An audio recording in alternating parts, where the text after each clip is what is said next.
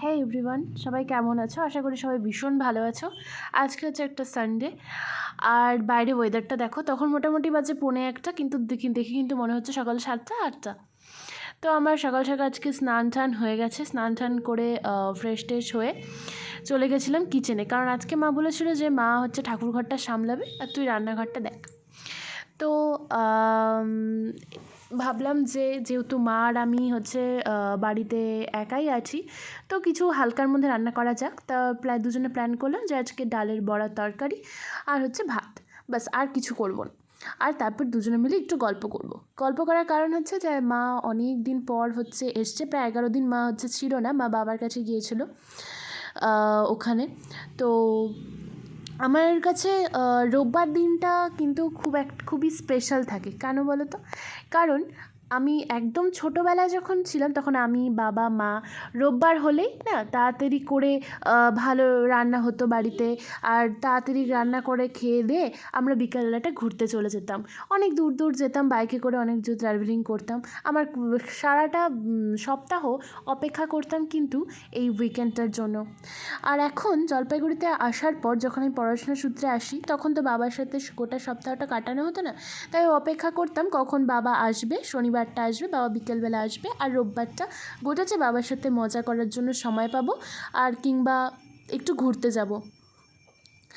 তো যাই হোক, তো এই সপ্তাহে বাবা আসতে পারেনি, হয়তো কোনো কারণে কাজ পড়ে গেছিলো, তাই মনটাও ভীষণ খারাপ লাগছিলো। আর বাবা না আসলে আমাদের বাড়িতে রোববার মাংস বা মাছ কিছুই রান্না হয় না। নিরামিষের ওপর দিয়ে বা হালকার মধ্যে দিয়ে কিছু চলে, কারণ আমি বা মা তেমন একটা, আমরা দুজনেই অতটা ফুডি নই। তো ওই আর কি, তিনজনে মিশে বসে খাওয়ার মজাটাই আলাদা। তো যখন আমরা কোনো কিছু খাওয়া দাওয়া করি তখন বাবাকে আমরা প্রচণ্ড মিস করি।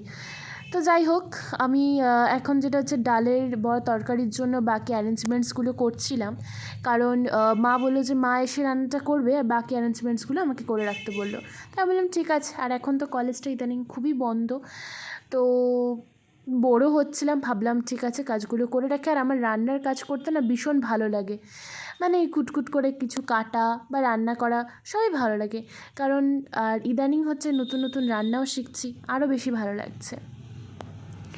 তো এই দেখো, তোমাদের সাথে কথা বলতে বলতে কিন্তু আমার আলু, পেঁয়াজ আর ডাল ভেজানো কমপ্লিট। ডালটা পরে মিক্সিতে দিয়ে ওটাকে পেস্ট করে পরে ওটা দিয়ে বড়া হবে। সব রান্নাঘরে কাজটা সেরে এসে জানলার ধারে জাস্ট বসলাম। এবার চলো খাওয়া দাওয়া করে আসি, তারপর বাকিটা কন্টিনিউ করছি। আর এবার খাওয়া দাওয়া করে কমপ্লিট করে চলে এসেছিলাম ছাদে। তখন মোটামুটি বাজে 5:30। ছাদে এসে দেখছি ওয়েদারটা এত সুন্দর, আর দেখো আকাশে কী সুন্দর হালকা হালকা মেঘ করে আছে, মনে হচ্ছে এই বৃষ্টি নামবে। যাই হোক, সকাল থেকে যেহেতু ওয়েদারটা এরকম করেছিল আর সারাদিনে বৃষ্টি হয়নি, তো বিকেল রাত্রেবেলা তো বৃষ্টি হবেই জানার কথা। তাই ছাদে ভাবলাম যে একটু হেঁটে আসি। আর আমাদের ফ্ল্যাটের ছাদটা না প্রচণ্ড বড়, আর এই যে লিফটের ছাদে আমাদের ফার্স্ট ফ্লোরে যিনি আছেন উনি খুব সুন্দর একটা হচ্ছে বাগান করেছেন। এখানে বিভিন্ন রকম ফলেরও গাছ আছে, আম, জাম, তারপরে ফুলেরও গাছ আছে, বেলি ফুল, আরও অনেক রকমের ফুল আছে। সব কটার নাম আমার জানা সম্ভব হয়নি, তবে জেনে নেব। সেদিনকে জানতেও চেয়েছিলাম। এইটাকে না ছোটোটা কি গোলাপ বলে, কী গোলাপ বলে ঠিক জানি না, তোমরা যদি জেনে থাকো তাহলে অবশ্যই কমেন্টসে বলো। দেখো গোলাপগুলো কী সুন্দর হয়ে আছে, আর সাজানোগুলো রোগুলোও খুব সুন্দর সুন্দর। আমার এমনি ফুল গাছ দেখতে প্রচণ্ড ভালো লাগে, কিন্তু আমার মানে ঠিক অতটা গাছপালা পছন্দ করে না, তাই বাড়ির মধ্যে অত গাছপালা রাখতেও দেয় না, আর যেটুকু রাখলে নয় সেটুকুই। তাই ছাদে এসে এই গাছপালাগুলো দেখতে দেখতে সময় কাটাতে ভীষণ ভালো লাগে। আর রোববারে বিকেলটা মানেই কিন্তু নিজেদের লোক আর নিজেদের লোকের সাথে সময় কাটানো।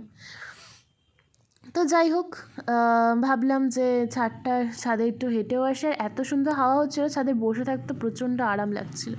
দেখো আঙ্কেল হচ্ছে আরও কিছু গাছ নিয়ে এসেছিলো চারা লাগাবে বলে, তো এর মধ্যে বৃষ্টি আরম্ভ হয়ে গেছিলো, তাই বেশিক্ষণ থাকতে পারেনি। আর এই গোলাপটাকে দেখো, এটা কি জানি কি একটা গোলাপ বলে, আমি ঠিক জানি না, বাট এত সুন্দর লাগছিলো মনে হচ্ছে আর তুলে নিই। কিন্তু যাই হোক, উনি অনেক কষ্ট করে লাগিয়েছেন, তাই আর তুললাম না। আর এটা হলো জবা। এই জবার কালারটা ভীষণ পছন্দ ছিল, যদি মাথায় লাগানো যেত না দারুণ লাগতো। এরপর নেমে এসে ভাবলাম যেহেতু বৃষ্টি পড়ছে একটু চা খাওয়া যাক, তাই আদা